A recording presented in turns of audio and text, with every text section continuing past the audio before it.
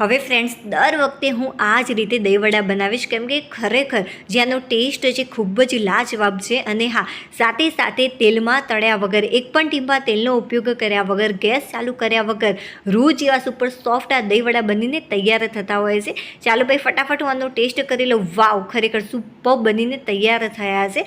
તો ચાલો ફટાફટ બનાવવાની શરૂઆત કરી દઈએ. તો આ માટે સૌથી પહેલાં આપણે લઈ લઈશું કોઈ પણ એક આ ટાઈપની પહોળી ડીશ. તેની અંદર 1 થી 1.5 વાટકી જેટલી આપણે છાશ એડ કરીશું. તો 1.5 વાટકી જેટલી અત્યારે મેં છાશ આની અંદર ઉમેરી છે. તમે 1 વાટકી જેટલી છાશનો પણ અહીંયા ઉપયોગ કરી શકો છો. હવે 1 ચમચી જેટલું કાશ્મીરી લાલ મરચું પાવડર એડ કરીશું. જો કાશ્મીરી લાલ મરચું પાવડર ન હોય તો તીખું લાલ મરચું પાવડર એડ કરવાનું. 1/2 ચમચી કરતાં થોડુંક ઓછું. સ્વાદ અનુસાર 1/2 ચમચી કરતાં થોડુંક ઓછું મીઠું એડ કર્યું છે.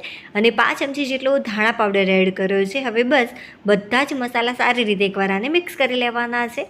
હવે આપણે થોડીવાર માટે આને સાઈડમાં મૂકી દઈશું. હવે ફ્રેન્ડ્સ, મેં લીધી છે એક નાનકડી વાટકી. વાટકીની જગ્યાએ તમે કોઈપણ વાસણનો અહીંયા ઉપયોગ કરી શકો છો. હવે આની અંદર આપણે 4 થી 5 ચમચી જેટલું પાણી એડ કરીશું. બહુ વધારે પાણી એડ નથી કરવાનું, આટલું ઇનફ છે. 4 ચમચી જેટલું પાણી એડ કરશો તો પણ ચાલશે. અત્યારે મેં 5 ચમચી જેટલું આની અંદર પાણી એડ કર્યું છે. હવે આની અંદર આ જ ચમચીની મદદથી આપણે 1.5 ચમચી જેટલી ખાંડ એડ કરીશું. હવે બસ પાણીને આપણે ગરમ કરવા મૂકી દેવાનું છે. મેં પાણીને ગરમ કરવા મૂકી દીધું છે.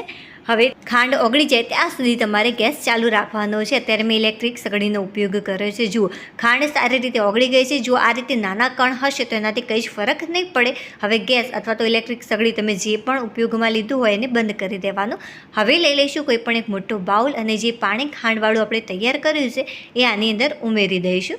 હવે સ્વાદ અનુસાર 1 મોટી ચમચી જેટલું મેં મીઠું એડ કર્યું છે. હવે 1 ચમચી જેટલું કાશ્મીરી લાલ મરચું પાવડર. જો કાશ્મીરી લાલ મરચું પાવડર ન હોય તો તીખા લાલ મરચાં પાવડરનો પણ અહીંયા ઉપયોગ કરી શકાય છે.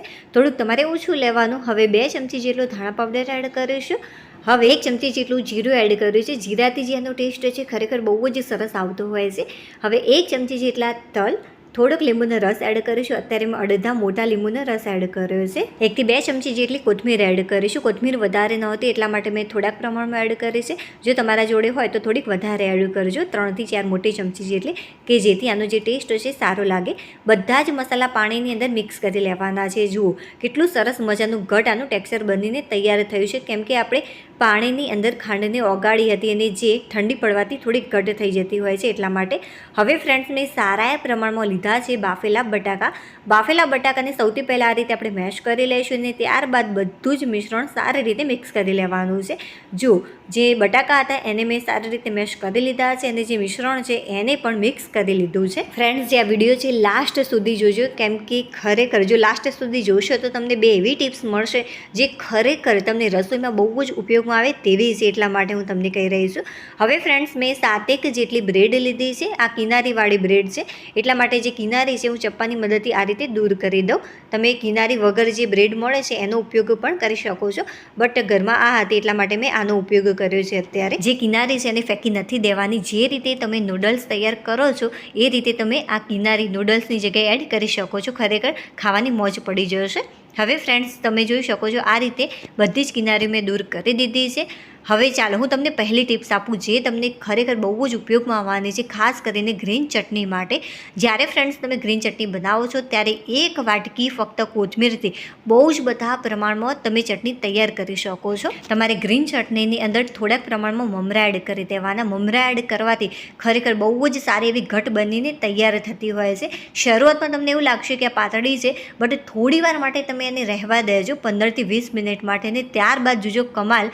ખરેખર બહુ જ સારા એવા પ્રમાણમાં ઘટ બનીને તૈયાર થઈ જતી હોય છે. જે છાશનું મિશ્રણ છે એને સારી રીતે એકવાર મિક્સ કરી લઈશું. ત્યારબાદ જે બ્રેડ આપણે કટ કરીને રાખી હતી આ રીતે તમારે આખી છાશની અંદર મૂકી દેવાની છે અને બસ તરત જ તમારે હથેળી ઉપર લઈ અને આ રીતે થોડું પ્રેસ કરશો કે જેથી વધારાની જે છાશ છે થોડા ઘણા પ્રમાણમાં નીકળી જશે.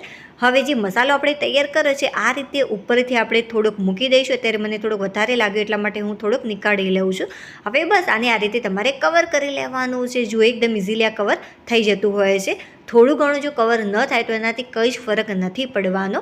જુઓ સરસ મજાનો બોલ્સ આપણે બનાવીને આ રીતે તૈયાર કરી દઈશું. આ રીતે થોડું પ્રેસ કરીને કરશો તો જે વધારાની છાશ છે દૂર થઈ જશે. જો કેટલું સરસ મજાનું સોફ્ટ બનીને તૈયાર થયું છે. હવે કોઈ પણ એક પ્લેટની અંદર આને મૂકી દઈશું. અને આ ફ્રેન્ડ્સ, એક વિડીયો બનાવવામાં ખરેખર બહુ જ મહેનત લાગતી હોય છે. થોડીક પણ રેસીપી તમને પસંદ આવી રહી હોય, યુનિક લાગી રહી હોય તો પ્લીઝ વિડીયોને લાઇક કરી દેજો. ચેનલ પર નવા હોય તો ચેનલને સબસ્ક્રાઈબ કરવાનું બિલકુલ પણ ભૂલતા નહીં. આ રીતે આપણે બધી જ બ્રેડ તૈયાર કરી લઈશું. જો ફ્રેન્ડ્સ, મેં આ રીતે બધી જ 7 બ્રેડ તૈયાર કરી લીધી છે. હજુ મસાલો બચી ગયો છે, બટ એનાથી હું સરસ મજાના આલુ પરોઠા બનાવવાની છું. ફ્રેન્ડ્સ, હવે વિડીયો ખાસ જોજો, એવી હું તમને ટિપ્સ આપીશ કે ખરેખર તમને બહુ જ ઉપયોગમાં આવતી રહેશે આ ટિપ્સ. હવે આપણે આના ઉપર ગળ્યું દહીં એડ કરીશું. જ્યારે ફ્રેન્ડ્સ હું આ ગળ્યું દહીં બનાવતી હતી ત્યારે મેં આને ક્રશ કર્યું હતું ખાંડ સાથે.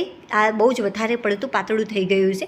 તો ચાલો ફટાફટ આને ઘટ આપણે કઈ રીતે તૈયાર કરી શકીએ છીએ. તો મેં શું કર્યું, આની અંદર સારા પ્રમાણમાં મમરા એડ કરી દીધા, એક નાની વાટકી જેટલા, અને ત્યારબાદ ફરીથી આને ક્રશ કરી દીધું અને થોડી વાર માટે મિશ્રણને રહેવા દીધું. તો તમે જોઈ શકો છો કેટલું સરસ મજાનું ઘટ દહીં બનીને તૈયાર થયું છે. હવે આપણે ગ્રીન ચટણી એડ કરી દઈશું. આ કોથમીર મરચાંની ચટણી છે, અને જે ચટણી છે એની અંદર પણ મેં થોડુંક દહીં એડ કર્યું હતું કે જેથી જેનો ટેસ્ટ હશે વધારે સારો લાગે. હવે ઉપરથી થોડીક ગળી ચટણી આ રીતે એડ કરી દઈશું. આ લાજવાબની ચટણી છે. આની જગ્યાએ તમે ખજૂર આમલીની ચટણીનો પણ ઉપયોગ કરી શકો છો. જુઓ કેટલો સરસ મજાનો આનો દેખાવ લાગી રહ્યો છે. હવે ઉપરથી થોડુંક કાશ્મીરી લાલ મરચું પાવડર આ રીતે સ્પ્રિંકલ કરીશું, અને થોડોક ચાટ મસાલો અથવા તો જલજીરા પાવડર તમારે આ રીતે સ્પ્રિંકલ કરવાનો છે. અત્યારે મેં જલજીરા પાવડરનો ઉપયોગ કર્યો છે. આની જગ્યાએ તમે ચાટ મસાલાનો પણ ઉપયોગ કરી શકો છો. જો સૂર્યપ્રકાશમાં આનું ઓરિજિનલ રિઝલ્ટ, કેટલા સરસ મજાના દહીંવડા બનીને તૈયાર થયા છે. ચાલો ભાઈ ફટાફટ હું આનો ટેસ્ટ કરી લો, કેમ કે મારા મોઢામાં તો આવી ગયું છે પાણી. જુઓ કેટલા સુપર સોફ્ટ છે, રૂ જેવા સોફ્ટ બનીને તૈયાર થાય છે. અને જે બટાકાનો મસાલો છે એનાથી ટેસ્ટ ખૂબ જ સરસ આવી રહ્યો છે. વાવ ફ્રેન્ડ્સ, ખરેખર સુપર્બ લાગે છે. ચાલો હવે આપણે ફરીથી મળીશું એક નવી ટેસ્ટી અને હેલ્ધી રેસીપી સાથે. ત્યાં સુધી બાય. અને હા, વિડીયોને લાઇક કરવાનું બિલકુલ પણ ભૂલતા નહીં. બાય.